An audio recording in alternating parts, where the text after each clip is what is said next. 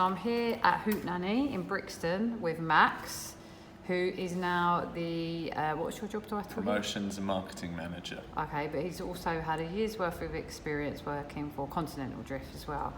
Okay, so I'm just going to ask you a question about how you've contributed to the successful delivery of an event. Have you got one that you could talk about? So one of the events that sort of I started, which was before I even worked for Continental Drifts, and which Continental Drifts actually picked up on and helped me develop. And now at my new job here at Hootenanny, they're also helping me develop. It's called Swing and Bass, and that was, I started that while I was at university. And so in regards to one of the successful events, we did one last weekend here, and we had 933 people through the door, and then the one before that we had 1,040 people, roughly along that sort of line. And we're doing them regularly, but just on those last, let's talk about the one from last weekend. So my job with that comes from everything from organising the graphic design, and that's sort of getting an event banner done, getting a poster done, and then I'll get the individual elements from that, and then from those individual elements I'll then use that in making promotional videos, which I'll do myself, and then also we'll make like artist cards, which we then give to the artists, and then we ask them to post that on their profiles, and that then gives external promotion. One of the other jobs that I do for it is I do all the advertising on the Facebook Ads Manager, which enables me to target people on both Instagram and Facebook with paid promotions. And that we run an extensive advertising. We run an extensive advertising sort of program basically. This is all done on Facebook? This is done on Facebook, but this goes out to, this is on Facebook and Instagram, you run it from here. These campaigns, as you can see, there's quite a few. These are just for the past 2 Swing and Bass ones that we've done. There are more, and I've got a spreadsheet with the recorded data from them, so you can see that as well. I'm sure that. So from this last event we did, this information I collated. So this is like the event. This is the cost of these particular adverts. This is the text I use, so that way I can see the copy and I can analyze what copy has been most effective. This column is the target of the type of people, so what location, age, whether I targeted what type of interests I targeted, or if if they had a connection to our mailing list. Like for example, you can upload your mailing list onto Facebook and connect that with Facebook and Instagram accounts. I have access to other previous events, so I can target people who responded to previous events I've done, or even other events that I've worked on, even if that aren't necessarily this brand but have a similar core audience. This column here is for the cost per response, so that could be how much it cost me to get the particular result I was after. And then this is the amount of results, so that could be a goal, for example, could be event responses, one could be getting them to click a particular link, or one could be a conversion, as in like an actual sale generated. This column is for the content, so I can know whether I used what particular video I used, if I had a certain screenshot on it as the sort of thumbnail, because obviously that's quite important in getting people's attention. And then this column is what page it was shown from. So sometimes I'll do it from one of the artist pages, the brand page, or the venue page, depending on things. And some of these are bad adverts, some of them are good, but it's all useful to kind of know what. But as it's kind of tracking, isn't it? As you can see, all of these are just from one event. And it's quite extensive, and you go into these adverts and you go and edit them.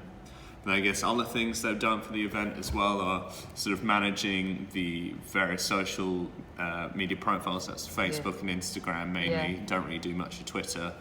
And part of that is sort of posting in the event wall. Let me get that up. And sort of creating discussion and engagement with our audience in order to sort of create that community vibe that we really value. I'll just load it to the bottom so you can see how we sort of start to do it. So firstly, we'll share like the photos from the previous events, so that way we can sort of build up a bit of hype like that. And we always try and put a ticket link in there in order to have a call to action to instruct them to sort of make the purchase.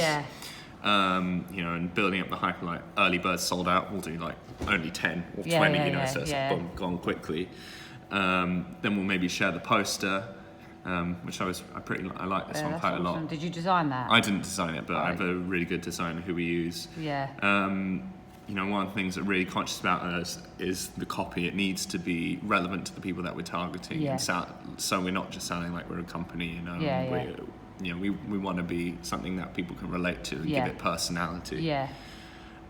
This one is a fake Facebook account of mine. I have a few, so just like comment on stuff, create build more hype, exactly, you know. Yeah.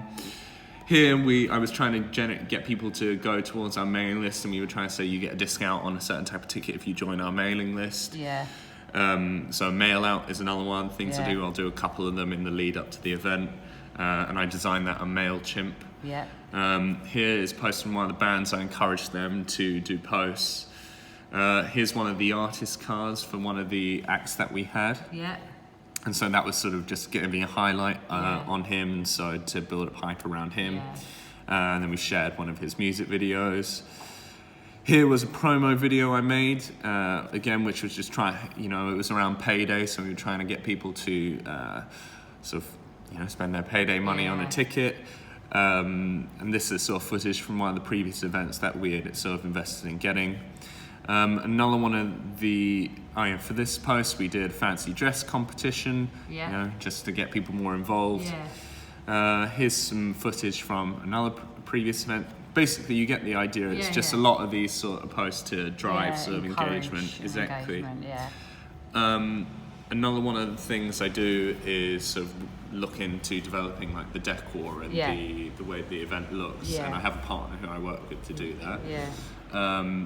So we've got photos from. Here's a quick video. You kind of see. So all this. Let me get up the photos.